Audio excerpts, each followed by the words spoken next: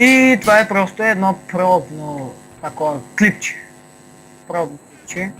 Няма, няма да има звуци от играта. Излизам, чао. Готово, направих едно пробно клипче. Що съм със слушалки и те няма чуят звуците от играта. Не се чуят при мен. Добре, да видим, да.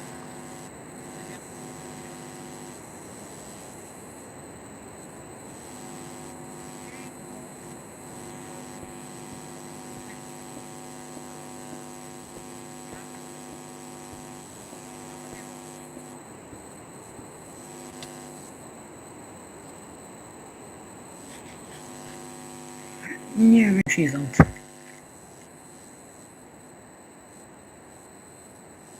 О, на колко години? На 2 години.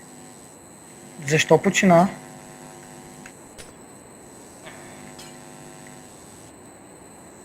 I'm sorry, брат. Наистина се чувствам.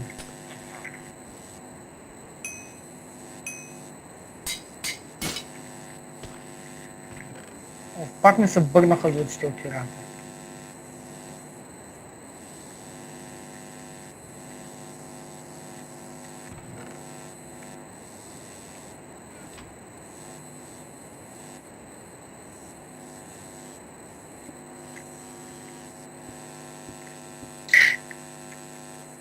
Човек, защо няма звуци от играта?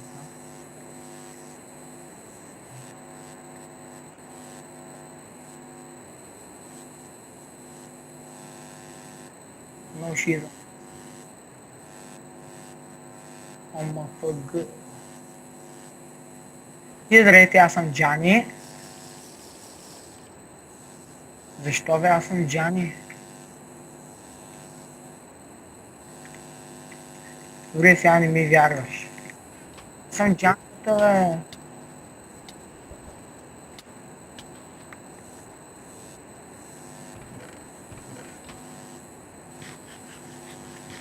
Добре, бе, защо тя няма звуци от играта?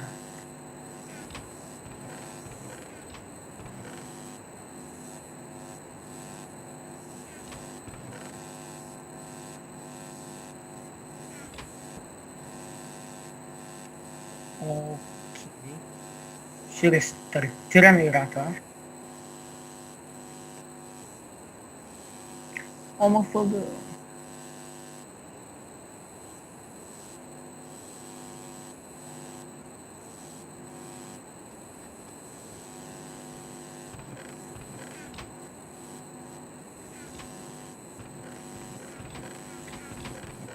И влизам, дано чек да има звуци от играта.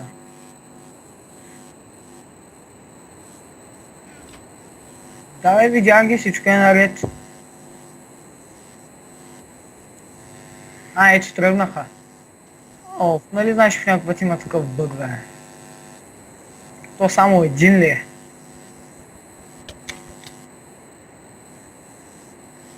Чек, тъпото е, че знаеш ли кой прави мултиплеера на Евротръка? Не го правят самите разработчици на играта, ами го правят някои си там младежи. Ако го правят самите разработчици на играта, няма да има абсолютно никакви бъгове. Ще има човек и коли вътре, няма да има само камиони. Мисълта ми е, ще има пак ботове коли, защото само стирове е тъпо.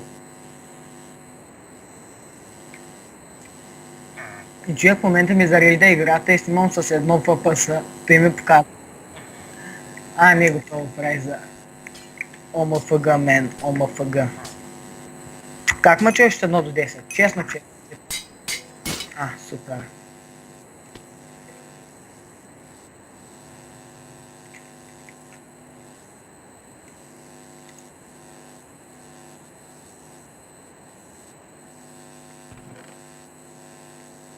И започвам да снимам след 5, 4, 3, 2, 1. И здравейте, приятели!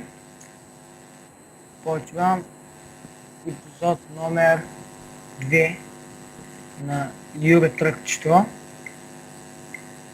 мултиплеера. С мен е Алекс, ама само по скайп. Вам на чето какво да се прави.